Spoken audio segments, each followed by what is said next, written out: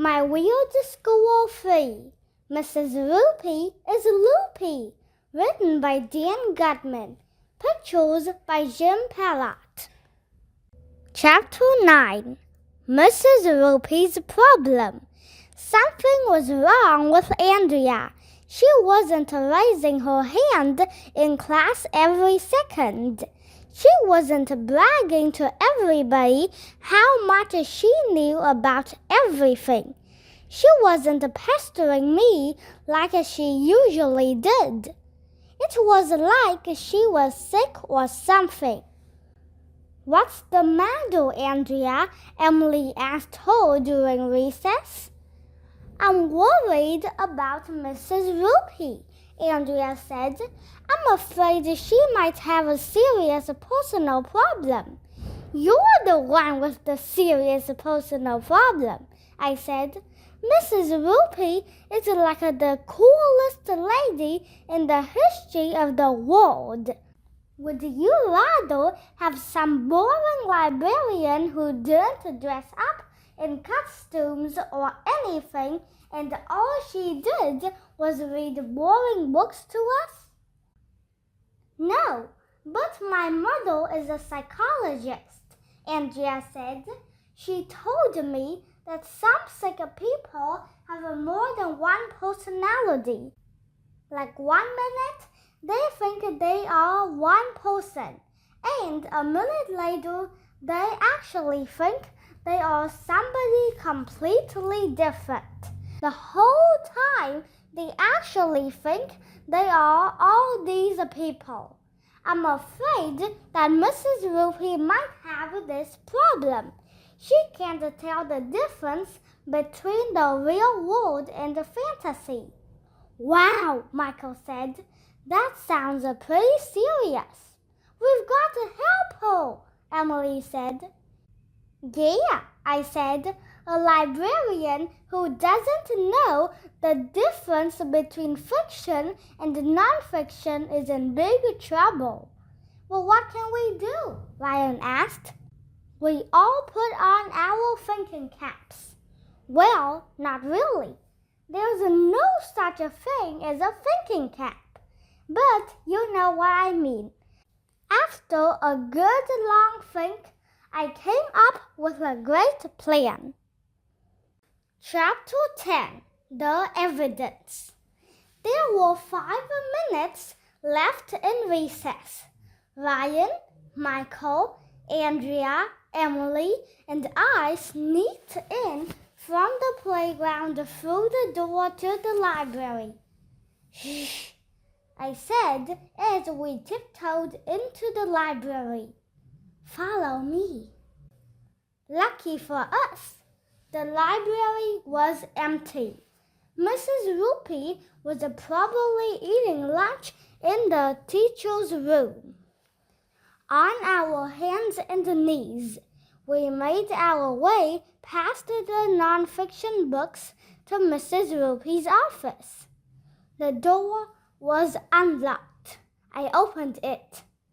"We're going to get caught," Emily said. "We're going to be kicked out of school and thrown in jail for the rest of our lives." "In here," I said, ignoring Emily. "This is where we'll find the evidence." We were inside Mrs. Roopy's office. I wanted to turn the light on, but Michael told me that when his father is doing a secret investigation, he never turns the lights on. We tried to see the best we could with the light that came in through the window.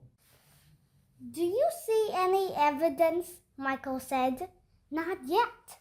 It was just a bunch of boring stuff. Pictures of Mrs. Roopy's daughter, papers, videos, junk. No evidence at all." "Let's get out of here," Emily said. "I'm scared." "Not yet," I said. There was a closet by the corner. I pulled the handle. It wasn't locked.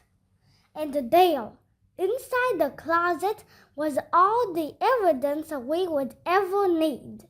George Washington's uniform, Little Bo Peep's dress, Johnny Appleseed's overalls, Neil Armstrong's spacesuit.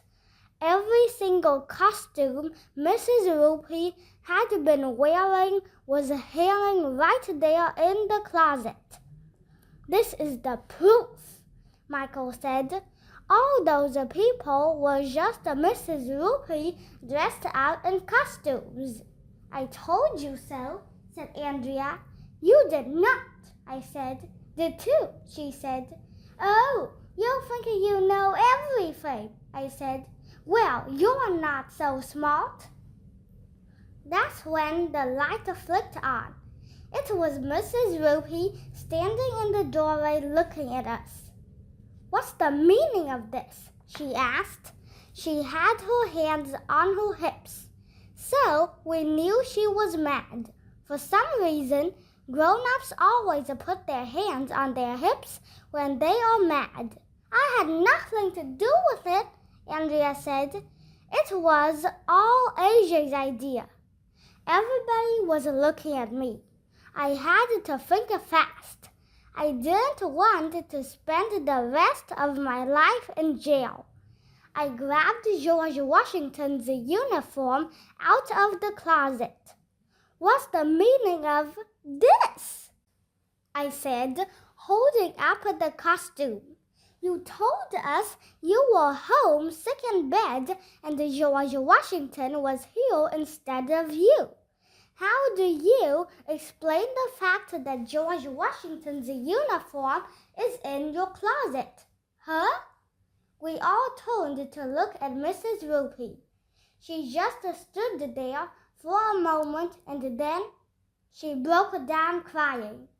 She was sobbing and big tears were running down her face.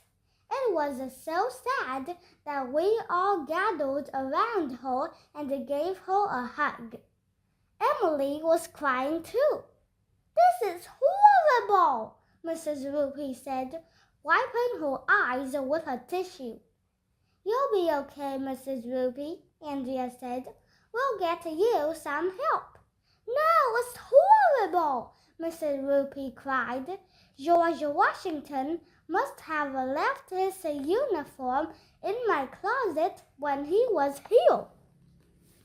"Do you know what this means?" "What?"